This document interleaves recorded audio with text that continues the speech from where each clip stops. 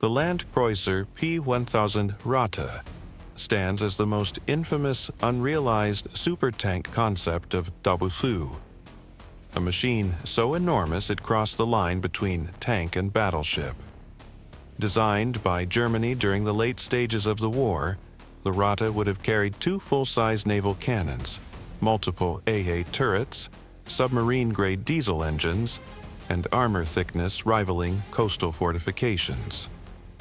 Its intended battlefield role was less tank and more mobile land dreadnought, crushing fortifications, shrugging off artillery, and blasting enemy positions from extreme range.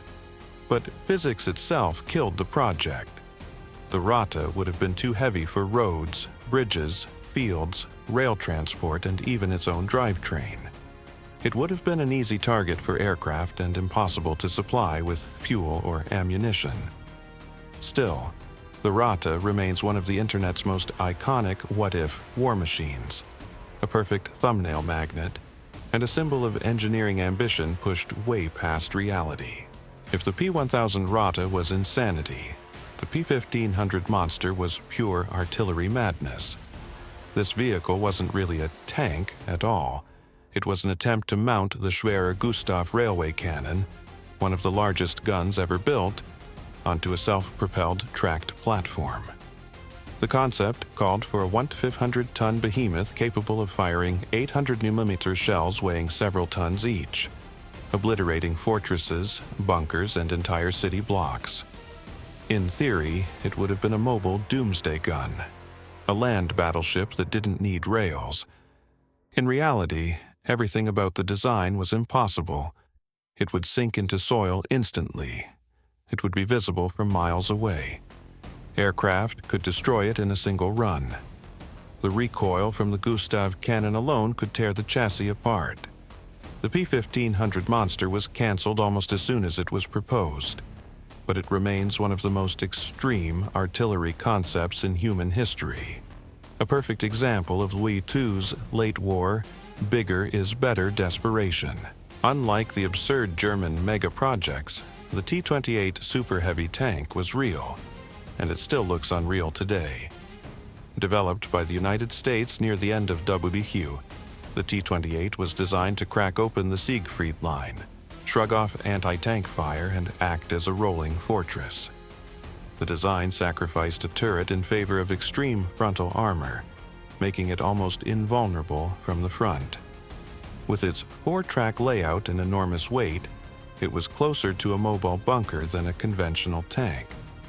Only 2 prototypes were built, and one was lost for decades before being rediscovered on a military range. Today, the surviving T-28 sits in a museum, proving that the U.S. actually constructed one of the heaviest armored vehicles ever made. It's the perfect mix of real history plus unbelievable scale, making it a guaranteed viewer magnet.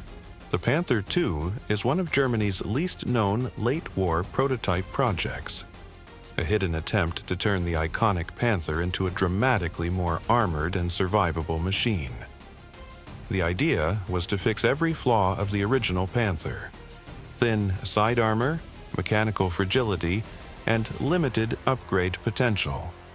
Designs proposed much thicker front armor, a strengthened hull, and most importantly, the installation of the devastating 88mm K-43 gun, the same weapon that made the Tiger II so feared. However, the project ran into Germany's collapsing wartime industry. Only one incomplete hull was produced, and it later received a Panther AWSF-G turret in the post-war years for testing. Today, the Panther II sits as a museum curiosity, a glimpse of what Germany might have fielded if the war had lasted longer. It's an ideal, hidden history segment that keeps viewers glued. The E-Series was Germany's late-war dream of creating a fully standardized, modular, next-generation armored fleet. Instead of dozens of tank models with incompatible parts, the E-Series aimed to unify everything: suspension, drivetrain, wheel layout, even armor construction. E-25 would have been a highly mobile tank destroyer, ideal for ambush roles. E-50 was intended to replace the Panther with improved armor and firepower. E-75 would take over from Tiger II as a more efficient heavy tank. And finally, E-100, the monster of the family, rivaled the Mouse in size and weight, but with a simpler, more modular structure. Only the E-100 hull was partially built before the war ended, and it was later shipped to England for testing. The rest of the series remained on paper, but the idea of a Panzer family of the future has captured imaginations ever since. This segment is a visual powerhouse, 4 futuristic machines in one, each more impressive than the last.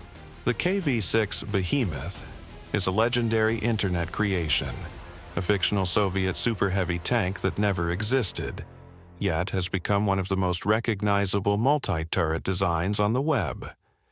Inspired by real early war Soviet multi-turret experiments, like the T-35, the KV-6 is imagined as a monstrous evolution of the KV series. Stacked turrets, oversized hull extensions, multiple gun stations, and an overall silhouette that looks like a rolling battleship. What makes the KV-6 so popular is the sheer spectacle of it. It taps directly into the audience's love for what-if machines. Too big to be practical, too armed to be real, too chaotic to ever roll in real combat. And that's exactly why people love it. The KV-6 combines style, fantasy, and military history aesthetics into one unforgettable visual. It's one of the only fictional tanks that routinely outperforms real tanks in clicks and engagement, because it feels like it could have been real in some alternate world. The T-42 was one of the Soviet Union's earliest and most ambitious attempts to create a true super-heavy breakthrough tank, a mobile fortress designed before WWII even began. Developed by engineer Nikolai Barykov in the 1930s, the T-42 represented the peak of pre-war Soviet multi-turret experimentation. The design featured 3 major turrets: a massive main turret housing a heavy 107mm gun, a medium turret with a 45mm cannon, a machine gun turret for infantry suppression. At over 10 meters long and potentially weighing more than 100 tons, the T-42 would have been one of the largest tanks on Earth if built. But the T-42 was ultimately canceled for the same reasons that doomed most multi-turret concepts: too heavy, too complex, too slow, and extremely expensive. Advances in anti-tank weapons and the shift toward simpler, more efficient designs made the tank obsolete before steel ever touched the assembly line. Today, it remains an iconic lost project, a glimpse into a version of tank warfare that never truly materialized. The Japanese I-400 Sentoku-class submarines were some of the most extraordinary naval weapons ever built. Underwater aircraft carriers designed to strike anywhere on Earth. At over 120 meters long, the I-400s were the largest submarines in the world until the nuclear age. Their defining feature was a waterproof cylindrical hangar that stored 3 folding-wing Seiran bombers. The planes could be launched via a deck catapult in just minutes, allowing the sub to surface, deploy aircraft, and disappear beneath the waves again. The original mission for the I-400 fleet was ambitious and borderline cinematic: launch airstrikes on the U.S. mainland, attack the Panama Canal, hit Allied ports and critical infrastructure worldwide. Although these missions were never executed due to Japan's deteriorating wartime situation, the technological concept itself was decades ahead of its time. The I-400 remains one of the most fascinating, hidden superweapons of WW2I, a submarine that combined stealth, aviation, and long-range naval power into one machine. The Focke-Wulf Triebflügel is one of the most visually shocking aircraft concepts ever proposed, a vertical takeoff fighter that looks more like alien machinery than WW2I aviation. Instead of wings, the Triebflügel used 3 massive rotating blades, essentially functioning as a helicopter and jet aircraft hybrid. Once airborne, the entire rotor assembly continued spinning to generate thrust, and the aircraft would transition from vertical ascent to high-speed forward flight. As an interceptor, it was designed to launch from small, dispersed sites, even city blocks or forest clearings, and rapidly climb to meet Allied bombers. Its ramjet-powered rotor system would have delivered enormous vertical thrust, theoretically allowing unprecedented climb rates. But the engineering problems were overwhelming. The landing process would have been extremely dangerous.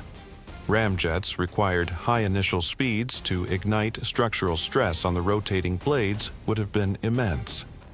No prototype ever left the ground, yet the Triebflügel remains one of the most iconic Luft 46 concepts, a machine so futuristic that it still looks ahead of its time. The Horten Ho 229 is widely considered the world's first true stealth aircraft, a flying-wing jet bomber created decades before stealth technology became mainstream. Designed by the visionary Horten brothers, the Ho 229 used a pure flying-wing profile to minimize drag and radar signature, giving it a futuristic appearance unmatched by any other WW2 aircraft. The aircraft combined its sleek geometry with two Jumo Haro 4 turbojets, offering near-supersonic performance for its era. In tests, the prototype glider performed extremely well, but the first powered version tragically crashed during trials. The Ho 229's potential shocked Allied engineers after the war. Its radar-reflective tests showed significantly reduced detection compared to conventional aircraft, a concept that clearly foreshadowed future designs like the B-2 Spirit. Although it never saw combat, the Ho 229 remains one of the most important what-if aircraft ever built. It represents the point where WW2 aviation touched the edge of modern stealth technology, making it the perfect climax for a top 10 video about insane prototypes.